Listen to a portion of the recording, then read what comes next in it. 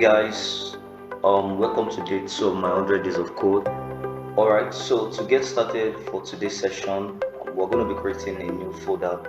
Alright, so if you have your VS Code installed, it's going to give you this kind of visual display, and if you probably don't have it installed, you can run the setup again. The setup is very simple, and if probably you don't understand the setup, you can give a comment below. I can probably do a short video on that. So if you have a VS Code installed, click open it. It's going to give you this visual. So select open folder. So open folder is going to prompt your file manager or your file explorer for you to create a new folder. So create a new folder. You can give it HTML, 100 days of code, any name that is suitable for you, or you can just give it HTML basically. Alright, so then open. So today we are going to be looking at the foundation of every website, which is HTML. We're going to be looking at the foundation of every website. So we're going to be looking at HTML fundamentals and basics. HTML fundamentals and basics. So what is HTML? The word HTML simply stands for Hypertext Markup Language. Hypertext Markup Language. So HTML is sometimes called, basically we call it a programming language, but HTML doesn't have a logic. It has no logic, so we call it markup language. Now the word markup means that with HTML you declare what is presented to a viewer, not how it is presented. Let me come again. The word markup means that with HTML you declare what is presented to a viewer, not how it is presented. So when it comes to visual representation, visual representations are simply defined by CSS, which is our cascading style sheet. Alright, so HTML works using tags and elements. So what are tags? Tags are like labels that tells the browser what each part of your content is. Tag, for example, a heading, paragraph, or a section. So an element usually consists of an opening tag and a closing tag, which contain the element's name surrounded by angle brackets and the content in between. So there are some HTML elements that don't have a closing tag or any content. So we call this kind of element void elements. So as time goes on, we're going to be looking into different kind of elements. So we're going to be downloading some extensions. So come to your VS Code, go to where we have extensions. Now we're going to be downloading 3 extensions. So these 3 extensions basically is just going to help us write clean codes and basically help us make our work easier. So the very first extension we're going to be looking at is Prettier. So Prettier basically is more like a code formatter. It basically helps you to format your code, basically help you to write to organize your code in a proper structure. So the thing is, as a developer, one of the core ability you must have is the ability to write clean codes.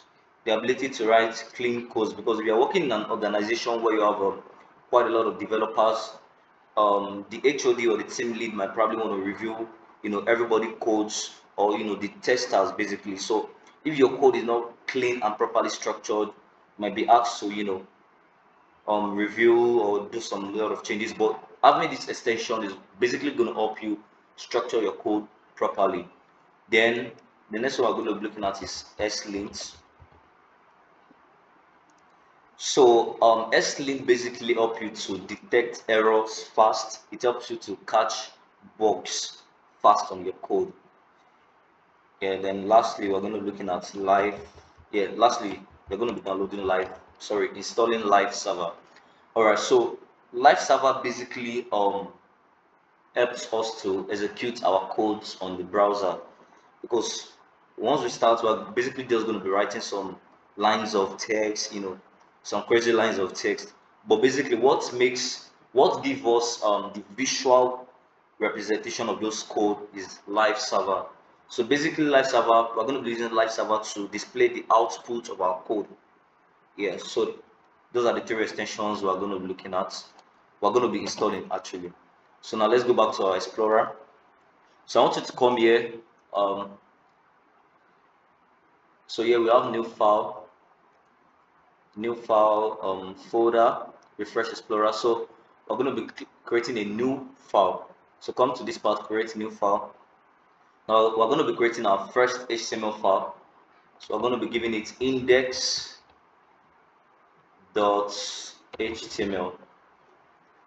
We're going to be giving our first HTML file index.html. Now quite a lot of people that probably have prior knowledge in coding doesn't know the reason why most developers tend to name their first HTML file index.html. Now basically this is the reason.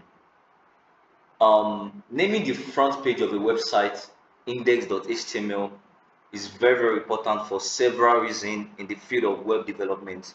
So if you are going to a website, the very first page um, the search engine will load for you is the home page. So that home page is called index.html. So if you look at the code source, the source of the code, you see that the home page is basically called index.html.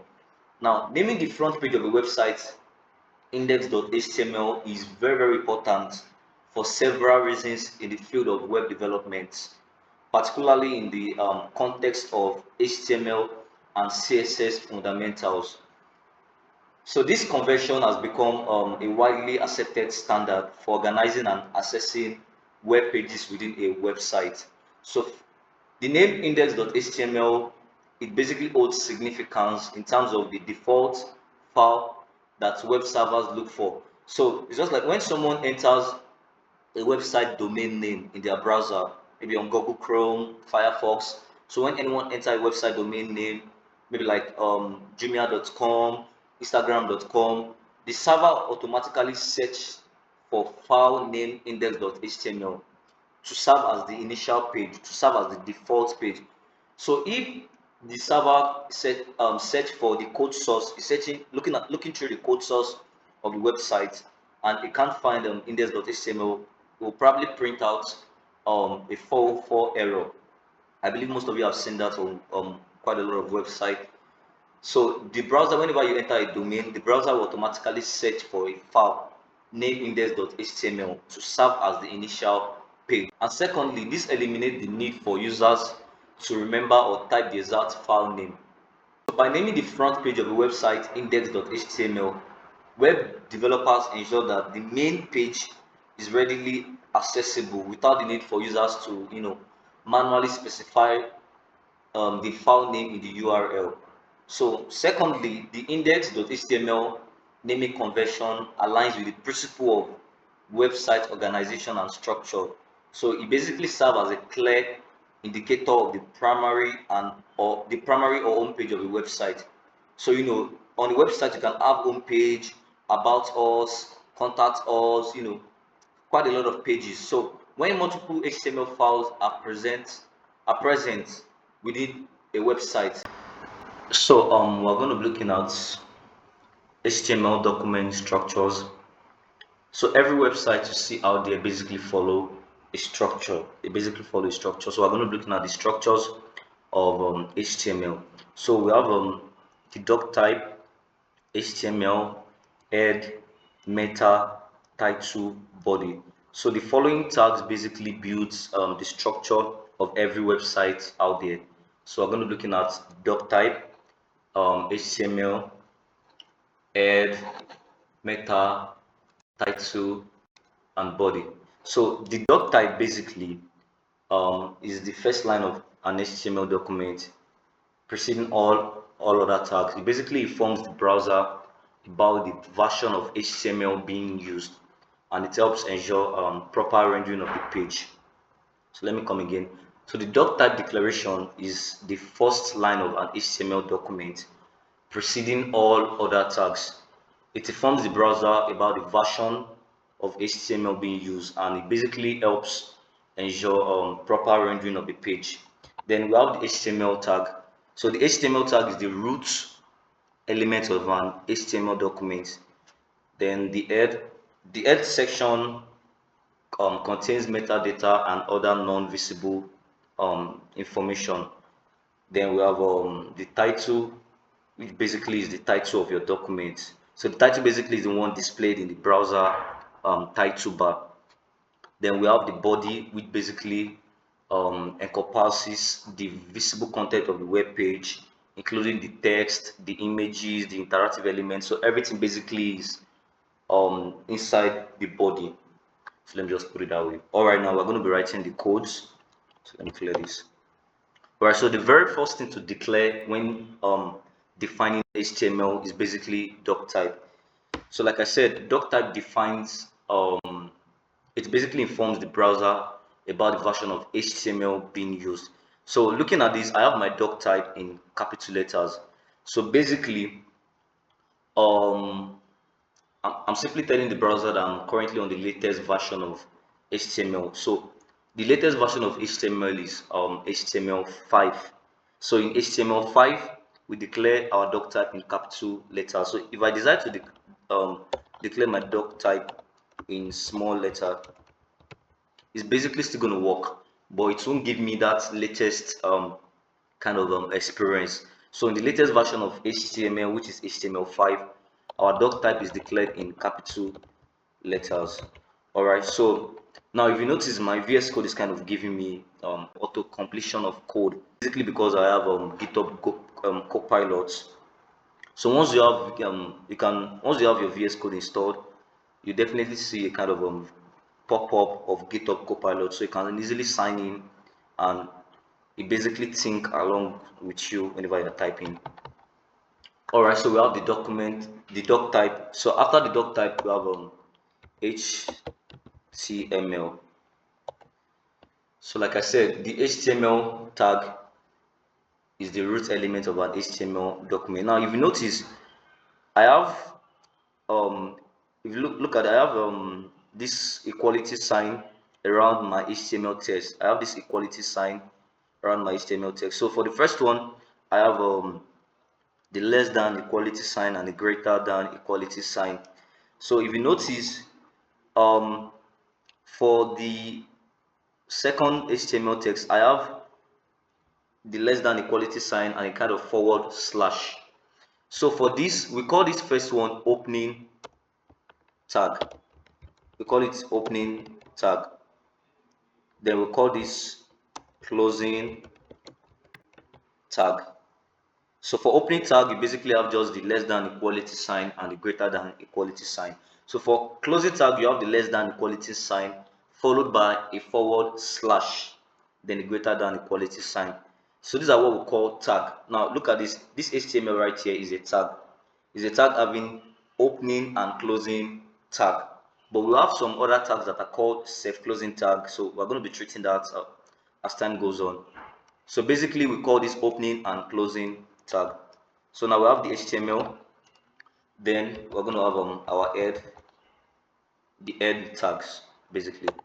So the head also consists of both, the head elements rather, also consist of both opening and closing tag. So the head element also consists of both opening and closing tag.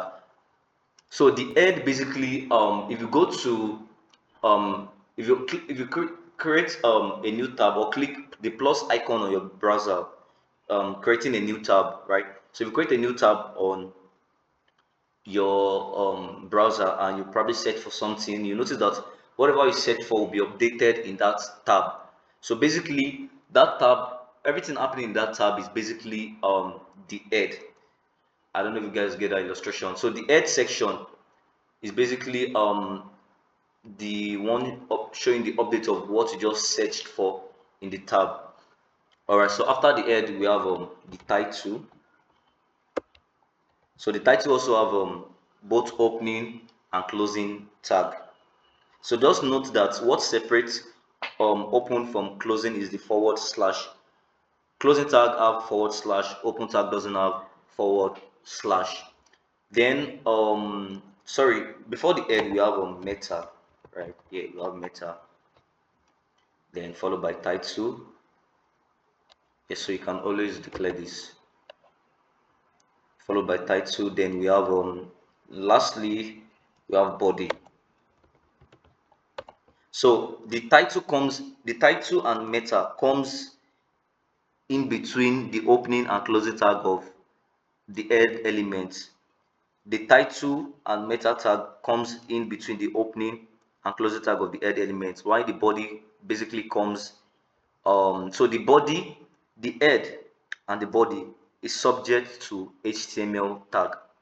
The head and body is subject to HTML tag. So for head, title and meta is subject to head basically. So you just need to understand that structure.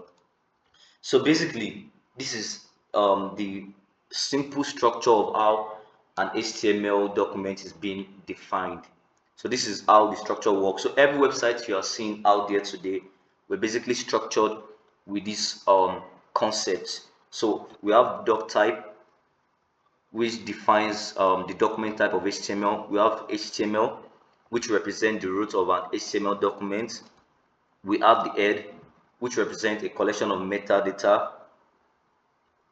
We have the title, which represent the document title or name. Then we have the body, which represent the content of the document. So I believe so far you guys understand this. So I'm also going to be sharing I have some resources. I have HTML PDF, HTML roadmap. So I'm going to be sharing it in the description below. So if probably you still don't get some parts, you can go through that PDF. It's basically going to give you a kind of a summary about everything we've covered today. All right, so that's it for document structure. So now, so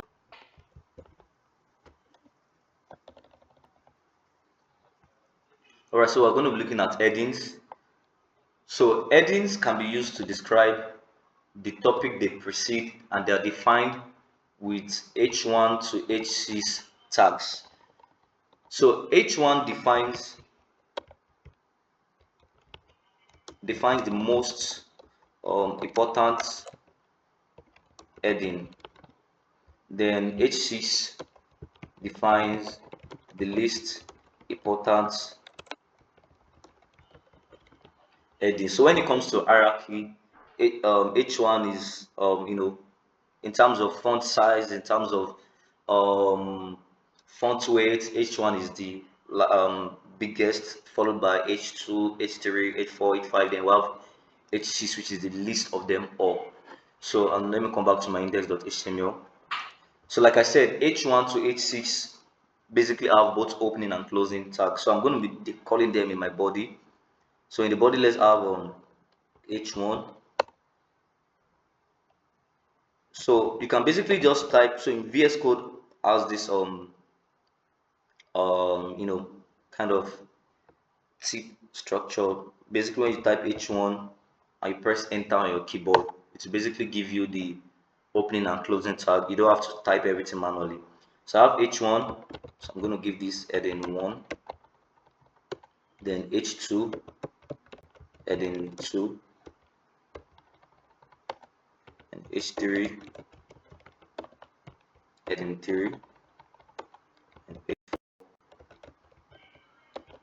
heading 4, then H5,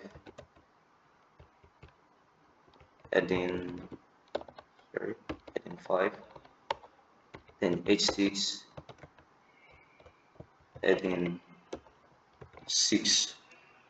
All right, so now let's give our website a title name and give it my first HTML page. Yeah, first HTML page. So we have our headings. Now if you look at the headings, so now to execute this code on the browser, so after installing the extension live server, you simply right click on your VS Code, then go to like open with live server, select open with live server, and you can also use the shortcut on your keyboard, Alt L, Alt O. So click open with.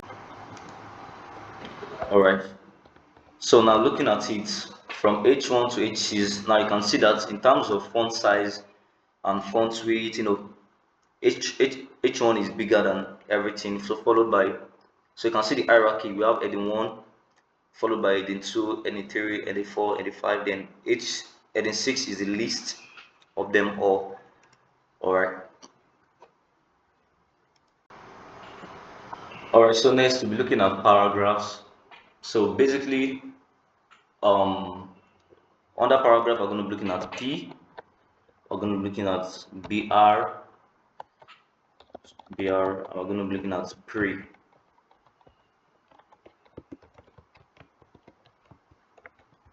So paragraphs are the most basic HTML elements. They are the most basic HTML you can ever find out there. So for the paragraph elements, we simply define it calling P. So paragraph is defined calling P.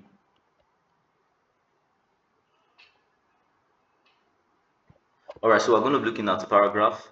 So for paragraph, basically paragraph are the most basic HTML elements you ever seen in HTML tags and elements.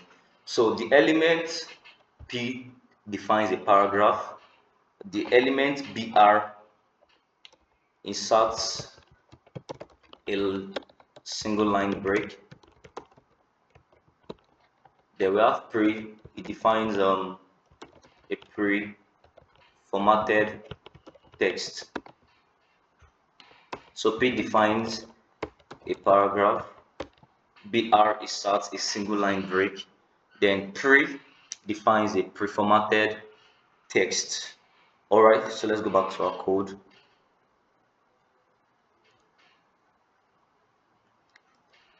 So let's have P here.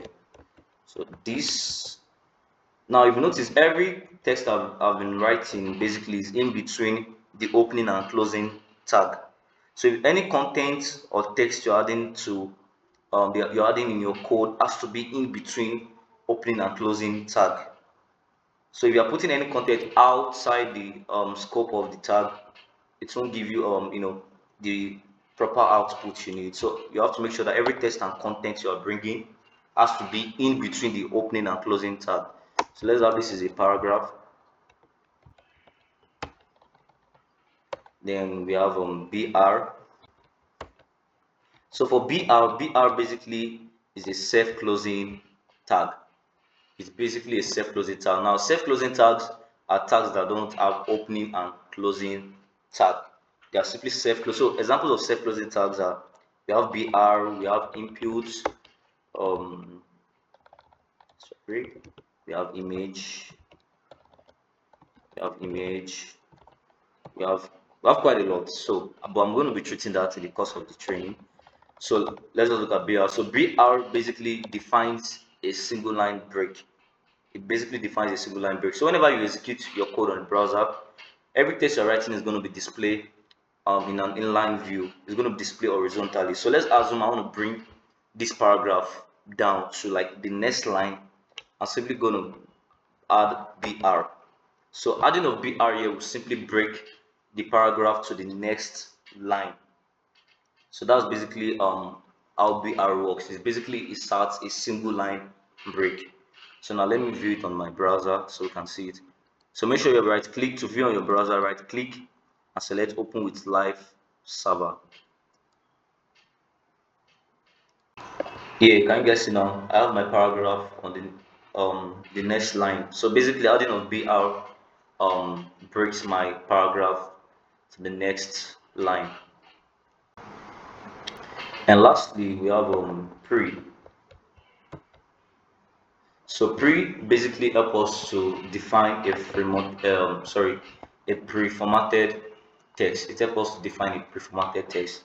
So let me add this. This is pre-formatted text. So let's look at the outputs on the browser.